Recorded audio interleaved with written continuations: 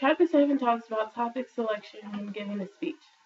One of the biggest steps in selecting a topic is finding one that interests you.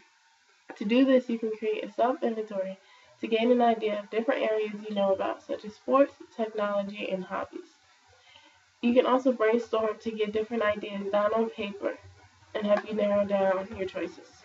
You can review current media to help you find topics that interest you and are also relevant. You can browse social media websites and the internet for different topics. Next, you must decide if the topic fits your assignment and your audience. Is the topic versatile and understandable? Do you have enough knowledge about it, and will it engage the audience? You need to narrow your topic down to increase the depth. There are 3 different types of speeches that you will usually be asked to give. The first is an informative speech, which is used to explain or enhance the knowledge of an individual. There's a persuasive speech, which is used to change one's opinion or behavior and to create action. And there is an entertainment speech, which is used for amusement. With each speech, your thesis needs to be clear, concise, and properly executed. You need to learn about your audience and see what interests them and what they know. You need to determine if you have a captive audience, an audience who has no choice but to listen to your speech, or a voluntary audience who is there of their own free will.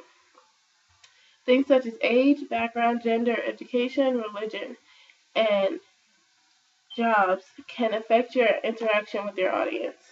You need to evaluate your audience's mental state through psychological analysis, such as how they will react to the information and the environment in which they are in. You can do surveys, questionnaires, and observations of the audience to help you learn more about them. Chapter 8 talks about how to properly research for a speech. You need to create a research plan. Don't wait until the last minute and procrastinate. You need to start early and gather as much information as you can, and you can narrow down later. You need to take out good sources and information and write down notes on each source. You also need to learn when enough is enough. Don't go overboard and flood the speech with unnecessary information. There are many different sources of information used for different things. Use the internet to evaluate. If you use the internet, evaluate who is publishing the information, why they're publishing, and how recent it is. If you use social media, make sure that the information is accurate and do further research on it. You can use yourself as a source to help give a new perspective and also a different experience into the speech.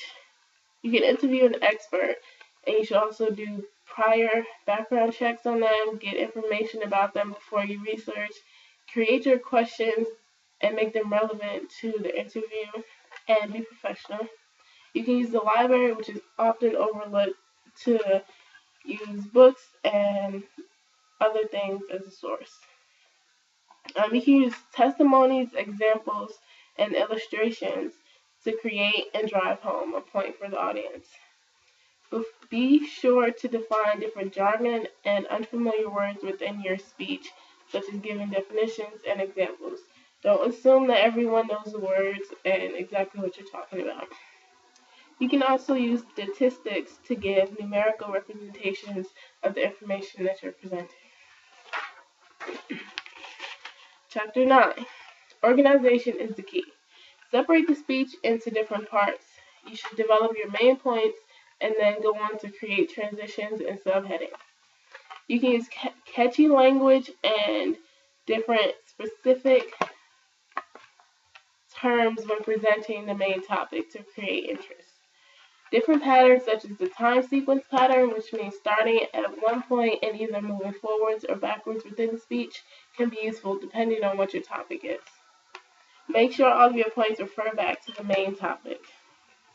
Create an engaging opening by grabbing the audience's attention. You can do this through asking a question, creating a shocking statement, or even adding in a funny anecdote to break the ice. In your conclusion, you should wrap up the main point, reiterate your thesis, and end with a bang. Leave an impression on the audience, such as J.F. Kennedy did in his inaugural inaugural speech. You should create 3 outlines. One is the preliminary one to get your ideas down on paper, the full sentence to get you on track and started in the right direction, and then the presentation, which is the final outline to help you know how to professionally present your presentation. Chapter 11. Communicating effectively is essential to the future of our society. Determine the differences between an informative and a persuasive speech. Once again, informative speech is used to help someone gain knowledge or information on a topic, and a persuasive speech is to gain action. You want somebody to do something after they hear your speech. Informative speeches can be about objects, events, concepts, or processes. And concepts can be things such as suicide, bullying, water pollution, anything such as that. Your speech has to be relevant and engaging. People want to feel directly affected by what you're talking about so they can connect to the speaker.